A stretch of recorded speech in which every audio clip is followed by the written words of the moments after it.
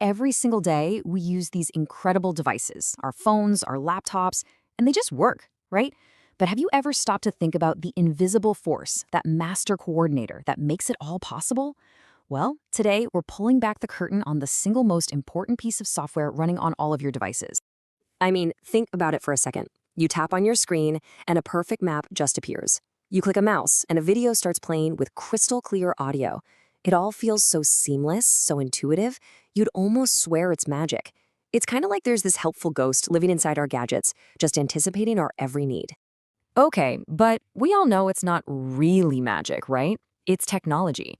So let's ask the real question, the one we rarely stop to consider while we're scrolling or typing away. What is actually going on in that split second between your touch and the result? Who or what is translating your simple request into this super complex series of actions for all that hardware to perform? All right, let's get into it. The answer to this mystery, this ghost in the machine, well, it isn't a ghost at all. It's an incredibly sophisticated and honestly elegant manager. It's a conductor for a digital orchestra. Literally everything you do, from firing off a text message to editing a massive spreadsheet, is overseen by this one central program. It is the foundation that every single app is built on, and it's the true boss of your device. And of course, it has a name, the operating system, or OS for short. Now, that definition sounds a little dry and technical, I know, but the keyword you really want to focus on here is intermediary. The OS is basically a master translator. You speak human with clicks and taps, and the computer hardware speaks machine code. The OS is the one in the middle, making sure everybody understands each other. But a definition alone just doesn't do it justice. To really truly get what's going on, let's use a simple analogy that makes it all click. So forget about code and circuits for a minute. Instead, I want you to picture a grand orchestra, all poised and ready to play a beautiful symphony. The operating system, that's the conductor. And what's so cool is how perfectly this all maps out. Your computer's hardware, the processor, the memory, the storage, those are your talented musicians. Your apps, well, that's the sheet music, holding all the instructions. You, of course, are the audience, waiting for the performance. And that seamless experience you get, that's the symphony. But none of it, absolutely none of it, happens without the conductor. So what does this conductor actually do? How does it turn what could be a room full of chaotic, talented musicians into a beautiful, coherent symphony? Well, it turns out the OS has three massive responsibilities. First, it has to manage its musicians. That's all the hardware resources. Second, it has to juggle all the different pieces of music. Those are the tasks you want to perform.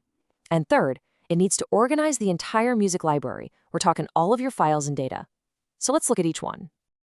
Okay, job number one is resource management. The conductor decides which section of the orchestra gets to play, how loudly, and for how long. The OS does the exact same thing with your processor, your memory, and even your battery. It makes sure your web browser gets enough memory to run smoothly, but not so much that it chokes out the music app you have running in the background. It's this constant, delicate balancing act. Next up, process management. Let's be real, you're rarely doing just one thing on your device. You're writing an email, you're getting notifications, you're listening to a podcast, all at the same time. That's like asking the conductor to perform three different symphonies at once. The OS is a master multitasker, and it switches the musician's focus from one task to the next so fast that to you, the audience, it all sounds like one beautiful, seamless performance. And finally, there's file management. An orchestra has a huge library of sheet music. So where is that one specific violin part for Beethoven's Fifth? The conductor knows. And in the same way, your OS is a master librarian. It knows the exact location of every single photo, document, and video on your device, organizing them neatly into folders so you can find anything in an instant. So we know the conductor is back there working its tail off. But how do we, the audience, give our requests? How do we tell the conductor which symphony we want to hear? Well, there are two main ways we've done this over the years. In the early days, you had to use what's called a command line interface, or a CLI. This was like speaking to the conductor in the super complex technical language of musical theory. It's powerful, for sure, but not very user-friendly. Today, most of us use a graphical user interface, a GUI. Clicking on icons is like using simple hand gestures that the conductor just instantly understands. This is the innovation that made computing accessible to absolutely everyone. Okay, we've talked about musicians and libraries and all that, But let's bring it all back to the final performance. Why is this invisible conductor so critical to your daily life? What does all this complex, behind the scenes work actually deliver to you, the audience members sitting in the front row? The answer is, well, it's pretty much everything you value about your devices. Your OS is the reason you can multitask without your phone crashing. It's the security guard that keeps your data safe and organized. It's that user-friendly layer that turns a billion transistors into a simple button you can press. It manages all your connections, Wi-Fi, Bluetooth, printers.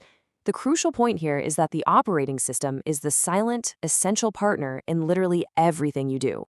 When you really boil it all down, the operating system is that magical bridge. It takes our simple desires, I want to see a picture of my dog, and translates them into the billions of calculations required to make it happen on a screen.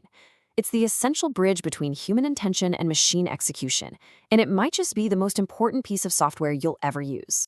And that leaves us with a really fascinating final thought. Today, the OS lives in our phones and on our laptops. But as our technology starts to melt into the environment around us, in our cars, our homes, our cities, the role of that conductor is only going to grow. What will that future symphony look like?